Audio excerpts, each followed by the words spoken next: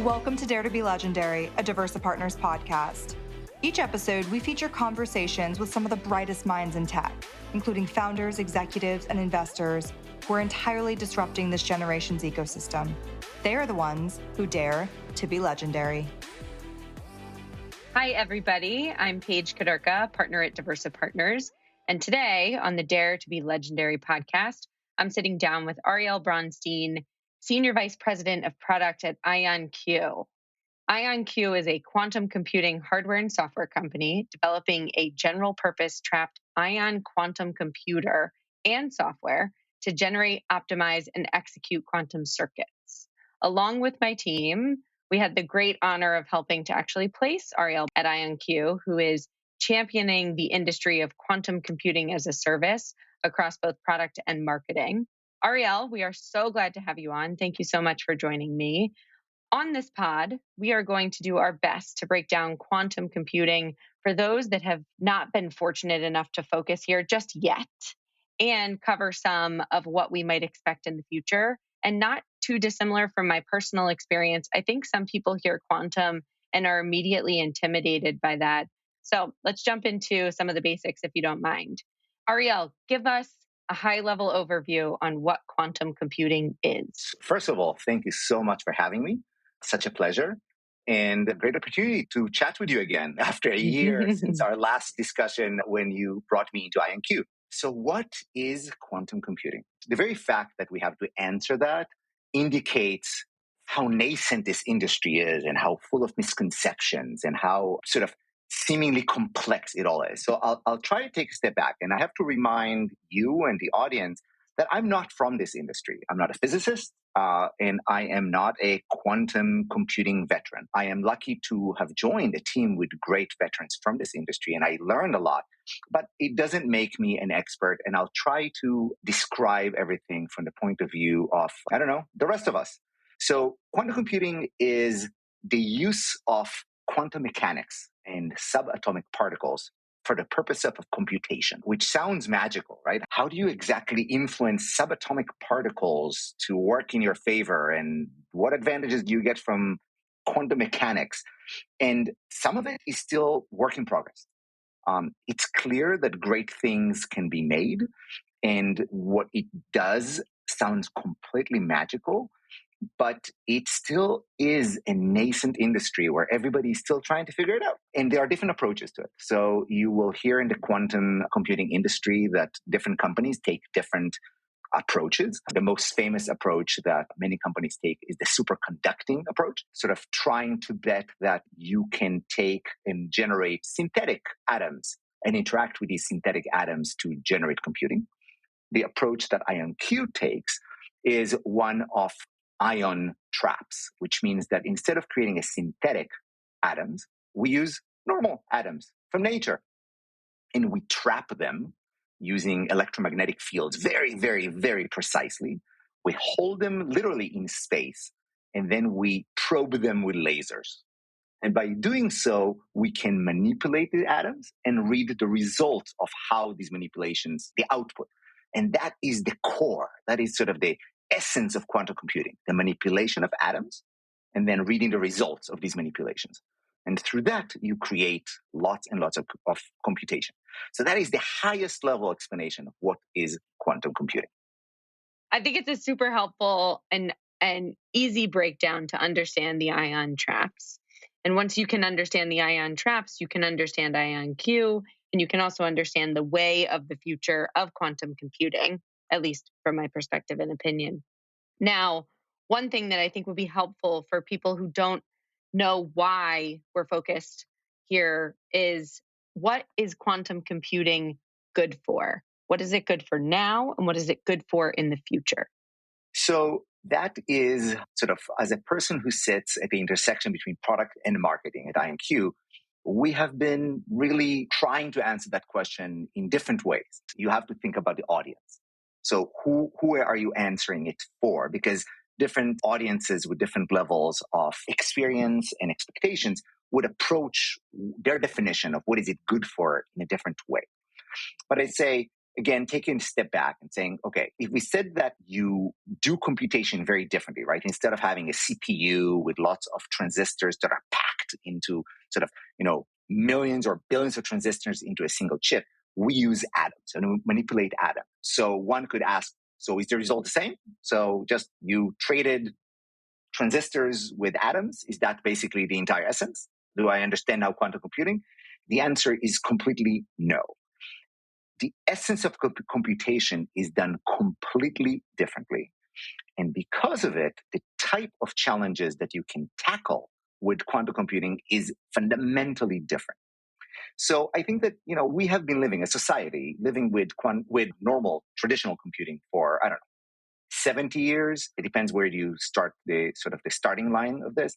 But we kind of came to sort of have an intuition about what computers can do. Right? It started with just calculations and, think of it more as a tool for business.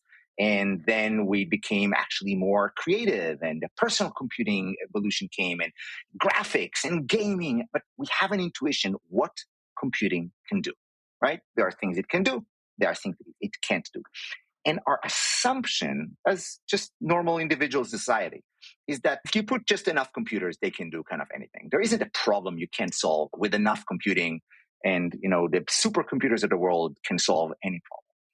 And that is fundamentally not true. There are many, many types of problems that actually can't be done with traditional computing. And what computer scientists have been doing is they've been sidestepping these problems, especially problems that get exponentially more and more complex. There are certain types of optimization problems where you say, okay, I need to figure out how to optimize the best path for these 10 packages. Well, we can do that. We can do that with a piece of paper. Now you bring it to 100 packages. Now you bring it to 1,000, to 1,000,000, to 1,000,000,000 packages. The complexity that is involved in logistical problems, just as one of many, many different types of problems that grows exponentially, becomes so complex that you can't get to the fully optimized answer. Now, one would argue, why do you need the fully optimized? There are ways to sidestep it and say, well, let's divide the packages into groups of 1,000 and then divert each 1,000. And then from there, it will be individual routes of buses or, trucks, bicycles, whatever it is. And that's perfectly fine. But when you really want to get to a refined answer and the optimal answer, certain types of problems cannot be done using traditional computers. Or they can be done if you wait 100,000 years or 1,000,000 years. Right? Those specific problems, quantum computing can approach in just a completely different way. And the way you do that, and I'm trying to walk a very fine line not to get into too technical, I'd say you remember these atoms, these ions that you trap, right? Each one of these is considered a qubit. So what is a qubit? Qubit is the lowest level element within a quantum computer, the same way or analogous to a bit in a traditional binary computer, right? So you string along multiple qubits and you have sort of a system. These interactions that I described with probing these qubits or these ions with lasers, they can create what's known as entanglement. So as I said, we're taking advantage of quantum mechanics here. And by entangling multiple qubits, you create these systems that behave based on a completely new set of rules that are not in the normal realm of physics. They are part of quantum mechanics, part of physics. And when you entangle these qubits, and there are specific ways of how to do it and how to create an algorithm using these qubits, they behave in a way that we can't have an analogy for this in traditional computing. But when you entangle these qubits and you ask them a question, I'm now being very, very, very abstract. You just ask them a question as if they're an entity, right? You ask them a question and you get an answer. And for some algorithms, that answer can come back in seconds, where in a traditional computer, it would have taken 100,000 years. That seems completely impossible, but that is true. It is true for a narrow set of cases. It is not true for just, you will not see quantum computers used for desktop publishing, for your word processing, for, watching YouTube. That's not what it's going to be for. It's for a set of challenges and algorithms that can optimize things beyond any sense of imagination. And those are the opportunities that most quantum computing companies are really chasing. It's not replacing traditional computers, it's augmenting them in a specific set of cases. And those cases might be worth unimaginable value to society because of inventing new drugs and optimizing economical systems and encryption and all sort of amazing things. But it's a narrow set of things that are not replacing traditional computers. Great intro. And this is what gets me so excited about the future of this industry in general and quantum computing is because I feel like this is the right time. And I'd love to get your perspective on that, Ariel, because as advancements in AI and ML have brought more data into the fold, the consumability of that data has been challenged over and over and over again. And for the most complex problems in this universe, we are going to eventually need quantum computing. And I think some of my favorite applications of where I could see this industry going have been across pharma technology. It's already happening in financial technology. But I'm curious to get your take on the timeline of it all. So, do you think the time is now for quantum computing? And if so, why? Well, that is an excellent question. And, many investors are trying to figure that out, and many companies, right? We'll walk a fine line, and I can't specify anything that IonQ did not comment on publicly. But I can say that there are different approaches that different companies take. There are those who have the privilege of basically saying, look, we're a decade away. We're going to go into the lab. We're going to come out the other side with an amazing product. And until then, don't bother us. And that's a luxury. It's an amazing luxury. The challenge with that luxury is that it's a luxury that is isolated from reality. It's isolated from customers. And as anybody who has a passion for products know that the best products are developed with contacting real world problems, contacting customers, looking at real world problems. That's how you develop the best product. So we took the approach of developing it with full contact. And then you ask yourself, well, why would they want to contact or be in contact with technology that is not necessarily ready to be used? And the answer is that through the progression of every new technology, you will always find use cases and customers that are early adopters. And the value of quantum computing in every single year is getting more and more sophisticated, more and more valuable to more and more customers. So one of the interesting things about quantum computing, and remember that I talked about having qubits, and with lasers, we entangle them. It's referred to as creating gates, logical gates in quantum world. And every new qubit that you are able to entangle doubles the compute capacity of that system. So when you look at it, you can calculate basically this thing as a 2 to the power of the number of qubits you have. So when we move from a system that has, say, 20 qubits to 21 qubits, we just double the capacity. If we go to 24 qubits, right? So think of like how it grows exponentially. And suddenly when you run the simulation with the pace of innovation in the industry, you get suddenly to your realization that, oh my God, this is getting so powerful so quickly that if I'm not in the game, if I'm not learning, if I'm not teaching my team, if I'm not thinking about future applications for my industry, I'm going to be left behind. And that is the most of the motivation that we see out there. Companies are saying, wow, if I get this little value right now, meaning I'm already getting value, right? But it's little. But in a year, it will more than double or quadruple or 10 times that. It is becoming a race to real value. But it really depends on the context. Sort of the dream of quantum computing to be able to reinvent everything is not going to come overnight. And those companies who just aim at the final sort of the end goal of having infinite compute capacity, that's great and good for them. My guess is that by the time they get there, they'll figure that the market has moved because they're not in contact with the market. We're taking a different approach where we're constantly working with customers, solving real world problems. And by doing that, we are perfecting our systems and really adjusting directions based on where we find value, where our customers find value. And I'm also curious, What are the personal outcomes that you would love to see in this space? Even if it's 10 years from now, what are the applications that would mean the most to you? Oh, there are so many. So one of the interesting things, I've learned a lot during the last year about areas that I knew nothing about. And one of the most exciting things is computational chemistry. So as scientists research different materials, and again, I'm completely out of my my area of comfort.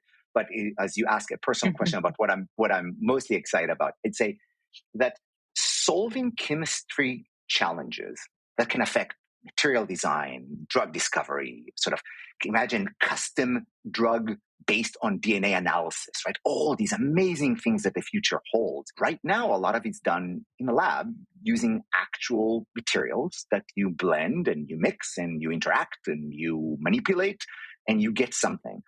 But it takes years and years and you're very limited. We know that nature is able to do certain things that we don't know how to do in a lab.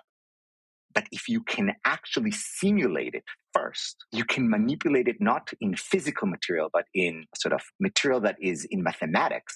You can invent things and then replicate them in real world. And the interesting thing about these use cases is because, as an example, talking to scientists around simulating molecules. So you take a single molecule of caffeine.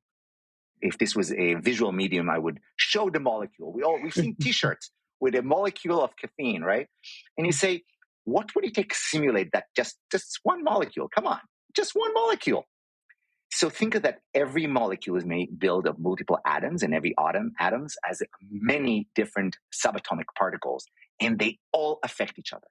They all the model of spinning is too simplistic, but they all interact with each other at different energy levels. And that interaction is so complex of a single molecule that to simulate it using traditional computer, you would need a computing material, computing mass that is larger than a moon.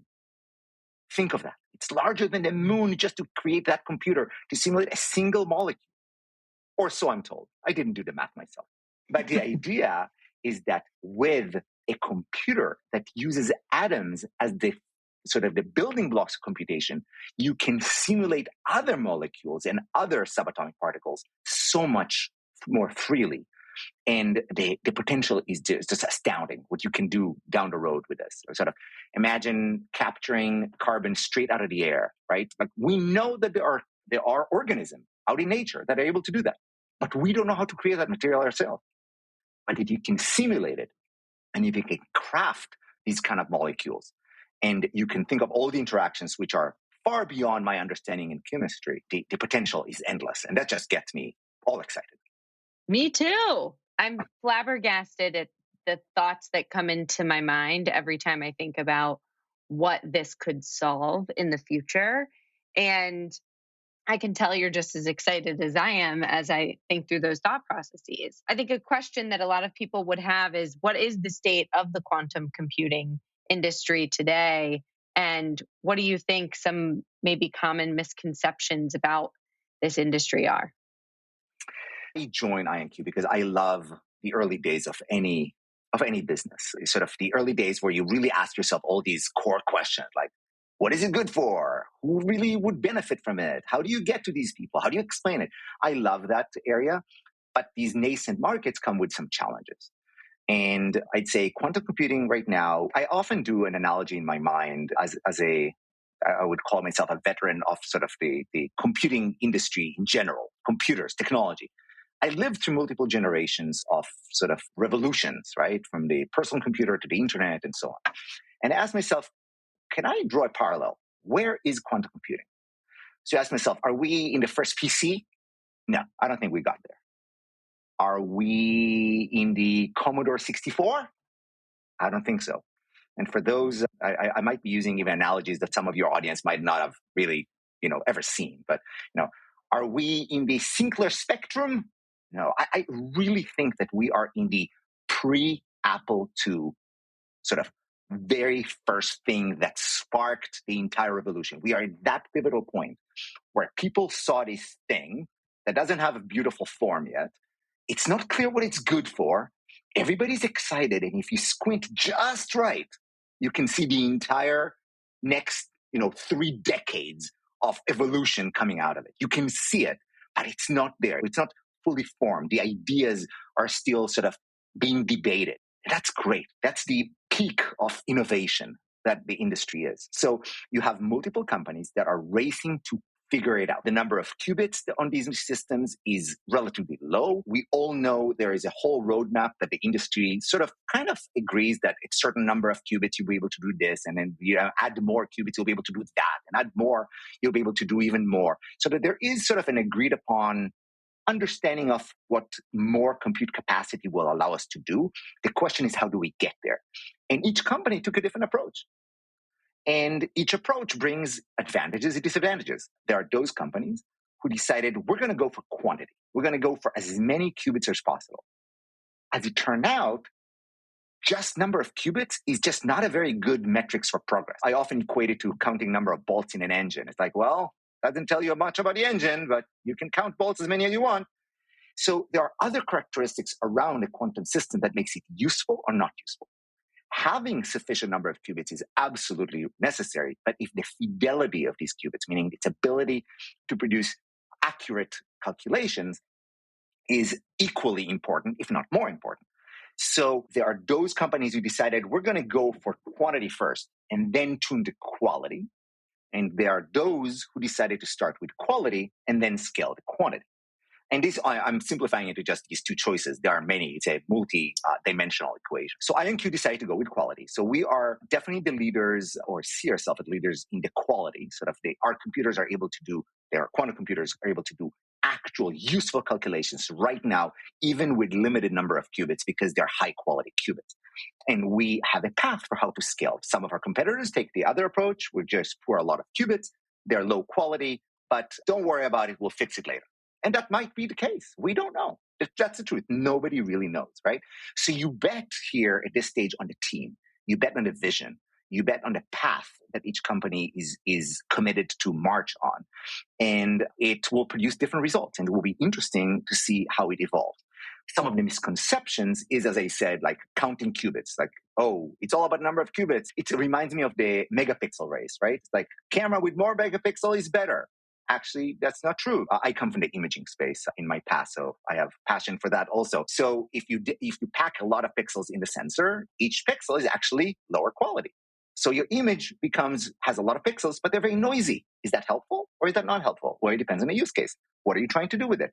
And I think that as the market matures, we will see that there are use cases where you need low quality qubits, but lots of them. And there will be use cases where you need fewer qubits, but higher quality. And as the market matures, we'll just see how some of these misconceptions actually find sort of the place for them in the ecosystem. Another misconception is trying to replace traditional computers.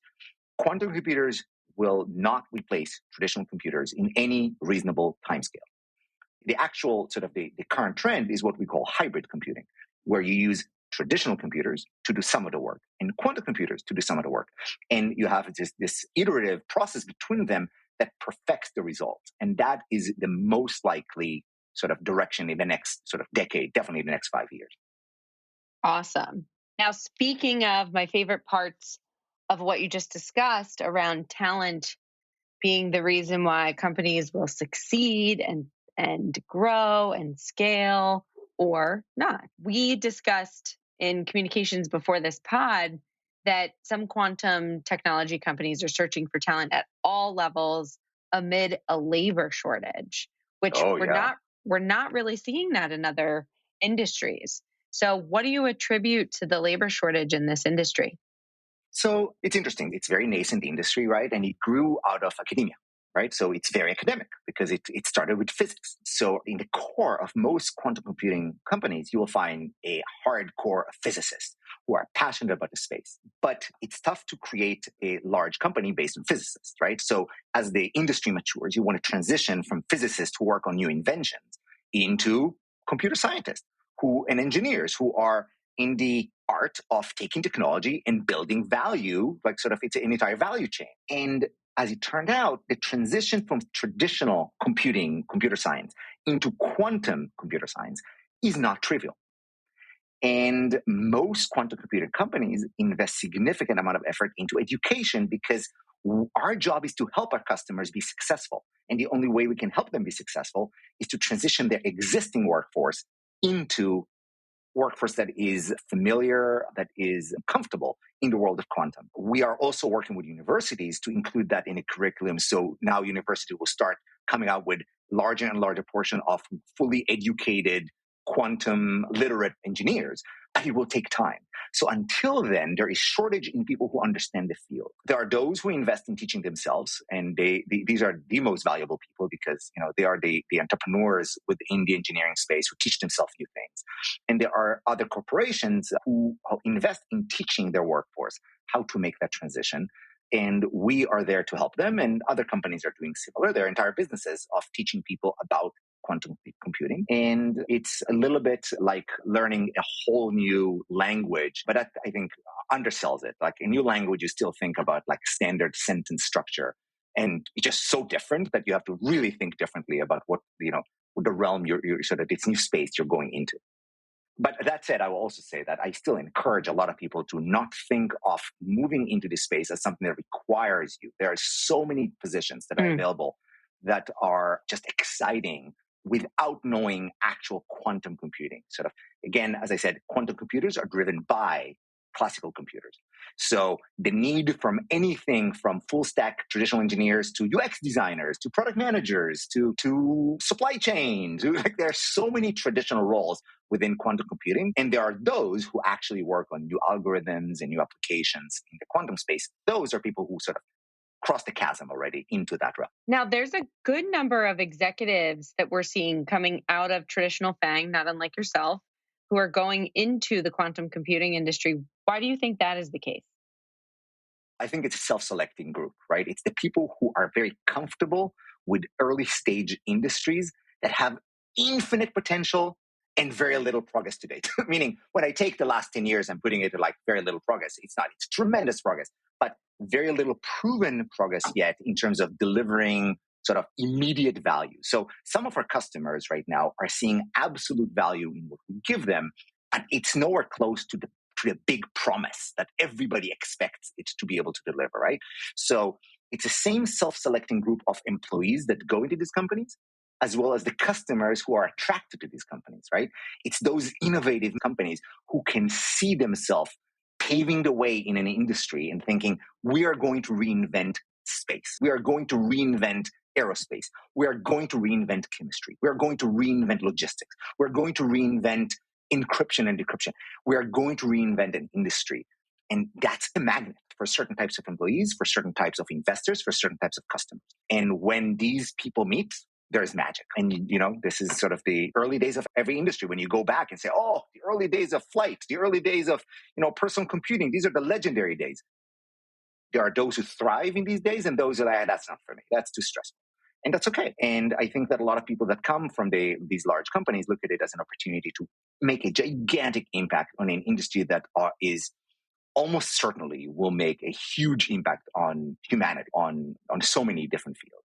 So I would say to your audience, if you find yourself attracted to that, if you find that description to be exciting, then look up IonQ, look up any one of the other companies. There is a huge shortage of really talented people who find this exciting and not intimidating. This is some of the favorite parts of my work that I get to spend time on is looking at emerging industries or new technology and thinking about analogous industries or experiences that would benefit the companies that I work with. And I'm curious, for IonQ's sake and then for the industry's sake in general, what do you look for in top talent in this space other than an interest to jump in? Like, are there transferable skills that you would look for? That's an interesting question. So I'd say there are things that are common thread throughout the industry, and there are things that are unique to specific professions. So common thread would be sort of resilience, the ability to not get discouraged by the ambiguity of the industry, by the wrong turns. But that's kind of true about it doesn't matter what you do. If you try to break new grounds and be extremely innovative in anything, then you need these general traits. These are entrepreneurial traits and being energized by things that actually discourage other people. So those are the general traits. And it's really tough to interview for. As you know, it is just, what questions do you ask? And all you can do is ask people about their past experiences and, listen to them talk about their biggest successes and their biggest disappointments. And hopefully they're honest, because if you're not honest about it, then you're just going to take a job that will disappoint you. So these are the general traits. When it comes to specific professions, I find that, product managers, for example, it doesn't really matter. Eventually, like most professions, you want a portfolio of diverse people who come from different backgrounds and bring different talent and experiences into your team. But I'm starting the PM function within IonQ with 0 people in the team, right? So started a year ago. And we're bringing people from other fields, completely other fields, because the idea of managing a product, thinking, what is the product? What is the value? Who is the customer? Why is it valuable to them? What is the roadmap that would satisfy them over time? How it is going to change? What is the ecosystem of tools? What is the competition offering? That line of thinking, it doesn't matter what you do. It's completely transferable. Where if you think about engineers, and again, that becomes sort of where are you working on? Sort of if you're working on, say, the web portal for submitting jobs. Well, that's a web portal. I don't care if it's a web portal for medical care or for music or for quantum computing. It's a web portal. It might interest you more because you get to solve problems that nobody ever even thought about.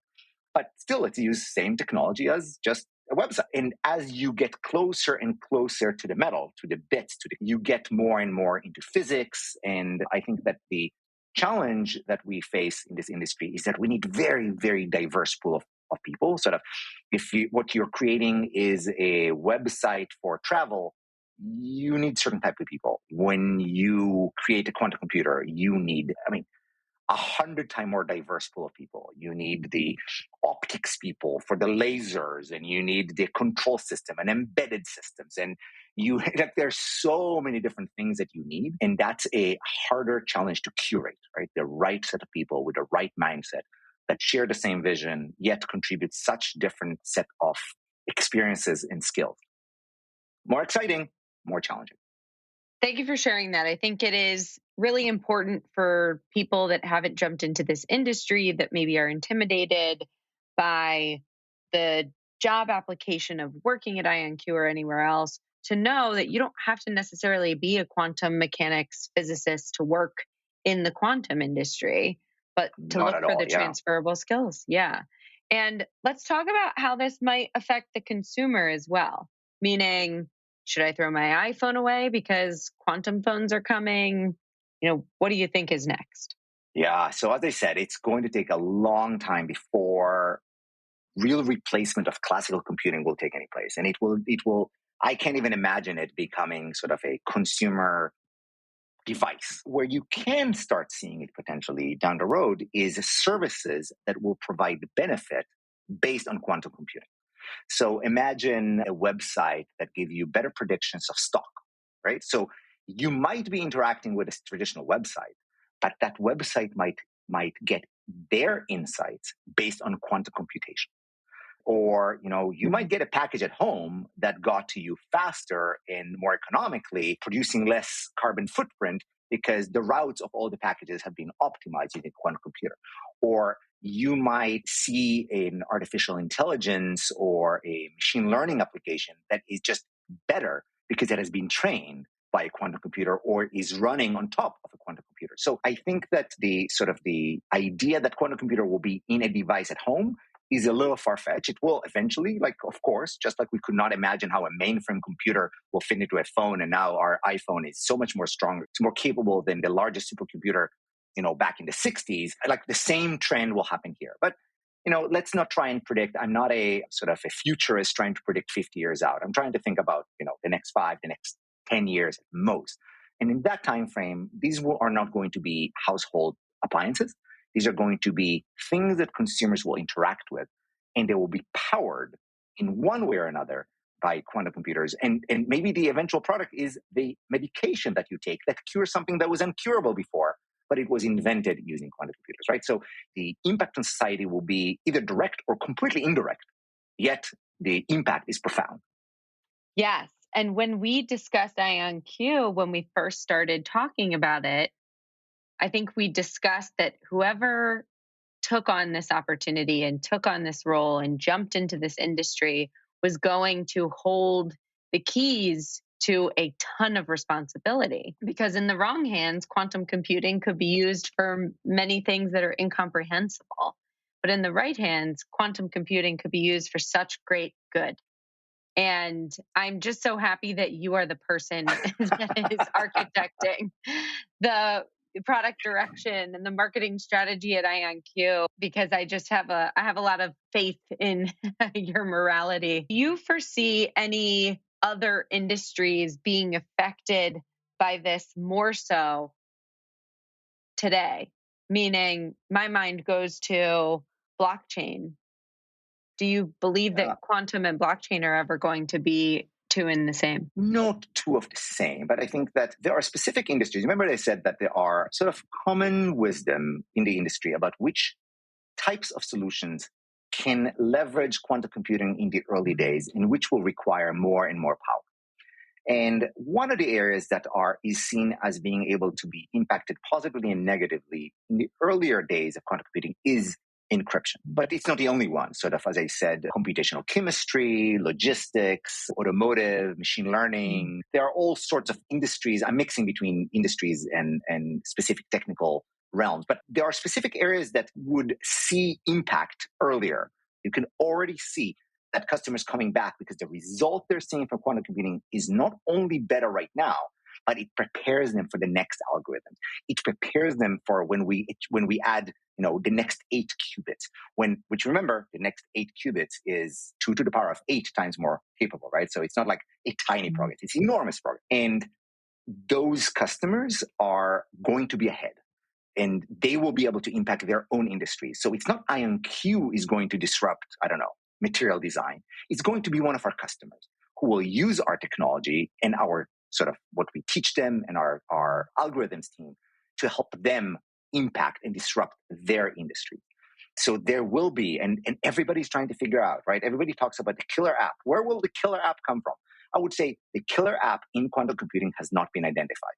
There is mushrooms of value everywhere popping up, like of value, but it's not the killer app yet. And there are many industries that wait several years to find a killer app. I don't know how many years it will take in quantum computing, but I would say the killer app means an application that adds so much value that so many people use it that it starts changing their lives, right? Sort of the first spreadsheets application in personal computing, or PageMaker, or the killer app for the Mac, or stuff like that. Like, we're a little before that, but industries will be impacted in the short term, even before a killer app is found. Awesome. Now, I don't know if you can comment on this or not, Ariel, but how do you view the quantum wars? So when you say quantum war, are you referring to the use of quantum in the military use, or the war between companies in the quantum space? No, definitely the war between countries in the quantum space. So it's interesting to see when many countries in the world are naming their strategic initiatives that they must, they look at it as a strategic imperative to be on top of certain fields.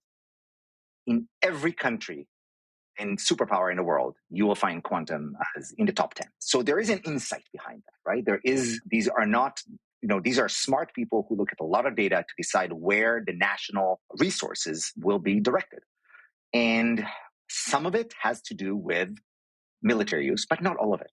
So that the impact on society, the ability to sustain the country's growth, the ability to provide the necessary infrastructure for companies within the country to stay in the country and generate more wealth and jobs and revenue for the government is dependent on that infrastructure. And I think that there is definitely an era of sort of inevitability. It's going to happen. It's just a question of which approach will mature first, or will end up being the most useful, or all these things. But there's definitely a strategic imperative behind it. The military side of it is usually around the sum of all the industries, right? If you have unbelievable material design, if you have unbelievable encryption, if you have the ability to create new chemicals and new drugs and new invention, and you're amazing at logistics, and you're like all these things, they all have military applications. You can see it right now in Ukraine. Like, wars are lost and won on logistics sometimes. So the ability to have these kind of tools, artificial intelligence, machine learning, they're all affecting civilian life as well as military applications. And back to the ethical question about how is technology used, we're seeing it already everywhere, right? It's like smart missiles are smart because technology drives them.